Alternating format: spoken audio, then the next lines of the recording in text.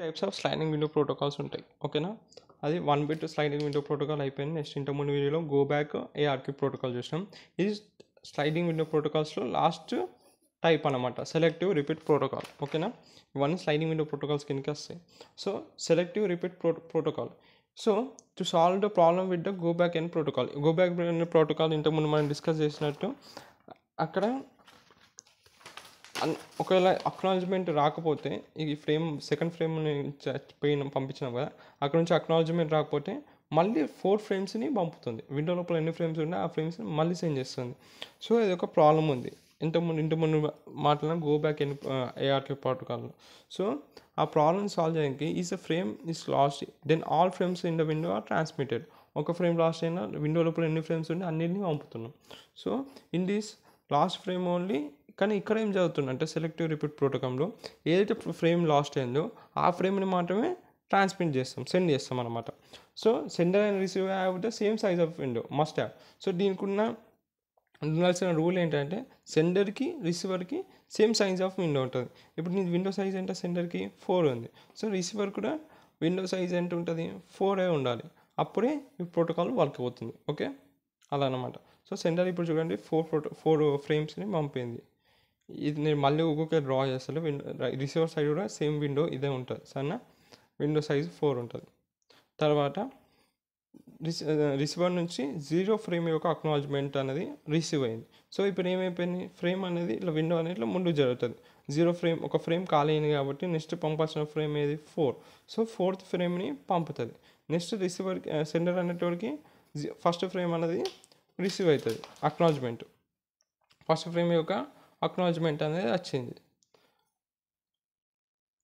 కాబట్టి next frame అనేది first frame 2 ఫ్రేమ్లు ఖాళీ అయినాయి. సో విండో ఇంకొంచెం ముందు జరిగి నెక్స్ట్ పంపాల్సిన ఫ్రేమ్ ఏది 5th ఫ్రేమ్ కాబట్టి 5th ఫ్రేమ్ని సెండ్ చేస్తుంది. రైట్, రిసీవర్ సైడ్లో సేమ్ ఇట్లా విండో ఉంటుంది. 6 5 4 3 2 1 0. ఓకే, సేమ్ సైజ్ ఉంటుంది 5 to 2 కాబట్టి ఇట్లా విండో ఉంటుంది రిసీవర్ సైడ్ కూడా. సో ఫస్ట్ ఒక అక్నాలజ్మెంట్ వచ్చింది, 5th ఫ్రేమ్ని పంపింది. ఇప్పుడు సపోజ్ 5th స్టెప్లో చూడండి, ఫస్ట్ పంపినాం 0 ఫ్రేమ్లో పంపినాం, ఫస్ట్ ఫ్రేమ్లో పంపినాం. సెకండ్ ఫ్రేమ్ పంపేటప్పుడు ఆ మిడిల్లో ఎక్కడ లాస్ట్ అయిపోయింది. రైట్, మిడిల్లో ఎక్కడ లాస్ట్ అయిపోయింది. మిడిల్లో ఎక్కడ లాస్ట్ అయిపోతే ఏం చేస్తుందంటే ఏదైతే లాస్ట్ అయింది, ఇప్పుడు మనకి ఏ ఫ్రేమ్ లాస్ట్ అయింది, సెకండ్. సో సెకండ్ నుంచి ఇంకా మనకి అక్నాలజ్మెంట్ అనేది రాలేదు. లాస్ట్ అయింది కాబట్టి దాని నుంచి నాకు ఇంకా అక్నాలజ్మెంట్ రాలేదు. అక్నాలజ్మెంట్ రాకపోతే ఏం చేస్తుందంటే ఇక్కడ నాకు ఫస్ట్ ఫ్రేమ్ 0 ఫ్రేమ్ వచ్చింది, ఫస్ట్ ఫ్రేమ్ వచ్చింది. నెక్స్ట్ రావాల్సిన ఫ్రేమ్ ఏది, సెకండ్ ఫ్రేమ్. సో ఆ సెకండ్ ఫ్రేమ్ నాకు రాలేదు. సో నేను సెకండ్ ఫ్రేమ్ని మళ్ళీ పంపుతా. సో విండో లోపల నాకు ఏమన్నా, ఇప్పుడు విండో లోపల ఇది మనకున్న విండో ఏది 5 4 3 2. 5 4 3 2 విండో ఉంటే ఆ విండోలో ఉన్న అన్ని ఫ్రేమ్స్ పంపుతలే ఇంతకుముందు ప్రోటోకాల్. నాకు ఏ ఫ్రేమ్ కావాలి, సెకండ్ ఫ్రేమ్.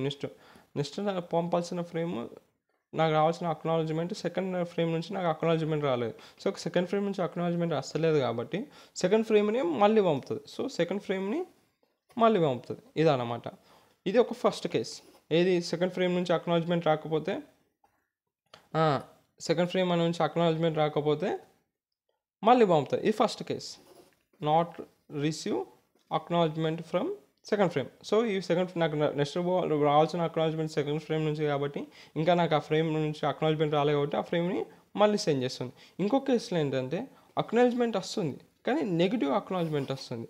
ఇది సెకండ్ కేస్. సెకండ్ ఫ్రేమ్ నుంచి నాకు అదే రిసీవర్ సైడ్ ఉంటుంది.